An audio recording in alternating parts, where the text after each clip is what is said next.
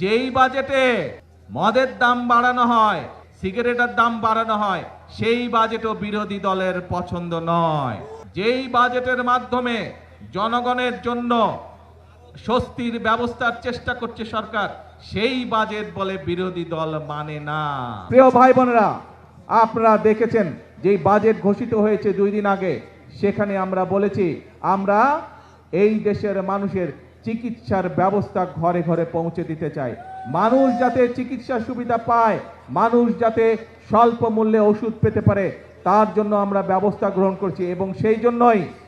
এবং সেই জন্যই অনেকগুলো চিকিৎসা ব্যবস্থার অনেকগুলোর উপরে আগের সরকারগুলো ট্যাক্স রেখে গিয়েছিল, ভ্যাট দিয়ে গিয়েছিল, আমরা সেই ট্যাক্সগুলো আমরা উঠিয়ে নিয়েছি। তার ফলে আগে একজন হার্টের রোগী সে যদি স্টেন্টিং করত, তাহলে তার যেখানে প্রায় 1.25 লক্ষ টাকার মতন খরচ হতো, সেই টাকা এই ট্যাক্স উঠায় নেবার পরে আগামী জুলাই মাস পর থেকে ইনশাআল্লাহ সেটি প্রায় অর্ধেকে নেমে আসবে।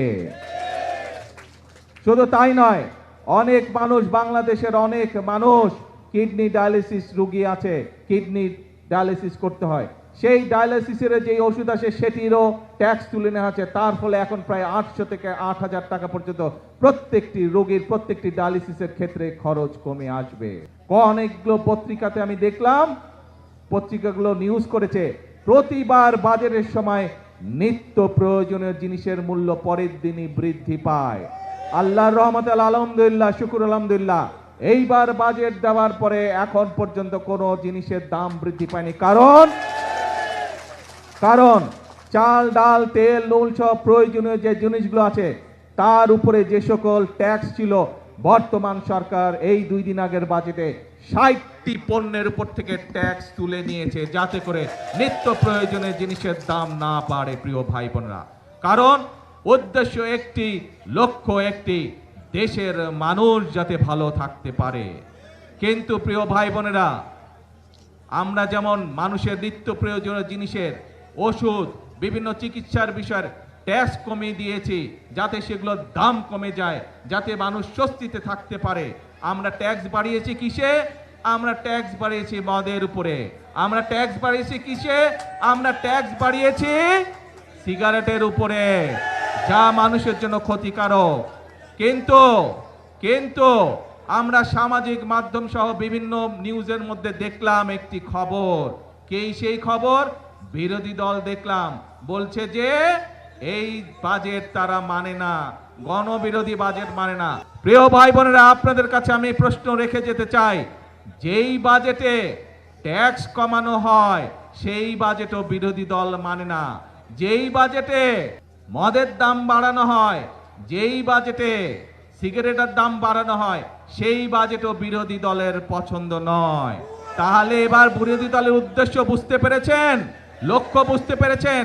তাদের লক্ষ্য বা উদ্দেশ্য দেশের মানুষের পাশে দাঁড়ানো নয়, তাদের উদ্দেশ্য একটাই, তাদের লক্ষ্য একটাই, সেটা হচ্ছে দেশের মধ্যে একটি অস্থিতিশীলতা, অশান্তি তৈরি করা, মানুষকে বিভ্রান্ত করা।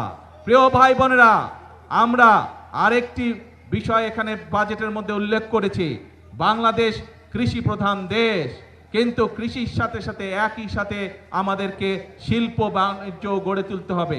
এবং সে কারণেই শিল্প বাণিজ্য যদি গড়ে উঠতে পারে, আমাদের সন্তানরা সেখানে কর্মসংস্থানের ব্যবস্থা হবে, চাকরি বাকরি, ব্যবসা বাণিজ্য করতে পারবে।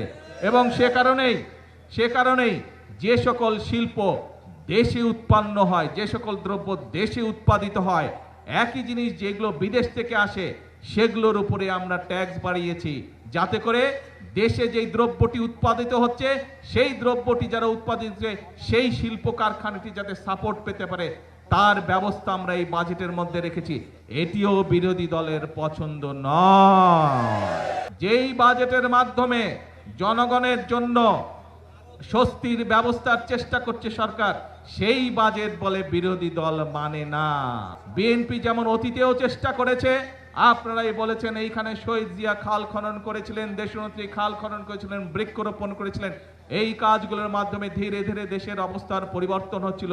কিন্তু যারা বিভ্রান্তকারী, যারা ষড়যন্ত্রকারী, বিভিন্ন সময় তারা ষড়যন্ত্র করেছে এবং ষড়যন্ত্র করে মানুষের ভাগ্যের পরিবর্তনের যে গতি তাকে তারা বন্ধ করতে চেয়েছিল।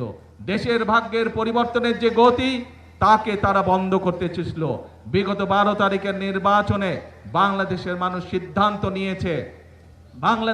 সিদ্ধান্ত নিয়েছে, দেশের জন্য যারা কাজ করে তাদেরকেই বাংলাদেশের মানুষ দায়িত্ব দিয়েছে। আগেই বলেছি, আমাদের সকল বিএনপির সকল ক্ষমতার উৎস হচ্ছে জনগণ। কাজেই জনগণের শক্তি হচ্ছে আমাদের শক্তি, জনগণের সমর্থি হচ্ছে আমাদের সবচেয়ে বড় সমর্থন, জনগণের শক্তি হচ্ছে আমাদের সবচেয়ে বড় শক্তি ঠিকানা। সেজন্যই প্রিয় ভাই বোনেরা, আজকে আসুন, দেশ আমাদের সকলে, এই দেশই আমাদের প্রথম ঠিকানা, এই দেশই আমাদের শেষ ঠিকানা। সেজন্যই আমরা বলি, এই দেশকে গড়লে আমরাই ভালো থাকবো, আমাদের সন্তানরাই শান্তিতে থাকতে পারবে। এই দেশকে যদি আমরা গড়তে না পারি তাহলে আমাদের সন্তানরা দুঃখ কষ্টে থাকবে। কেউ কি চায় নিজের সন্তান কষ্টে থাকুক? কেউ আমরা চাই না। সেজন্যই আমরা একটি কথাই বলি সব সময়, করব কাজ সবার আগে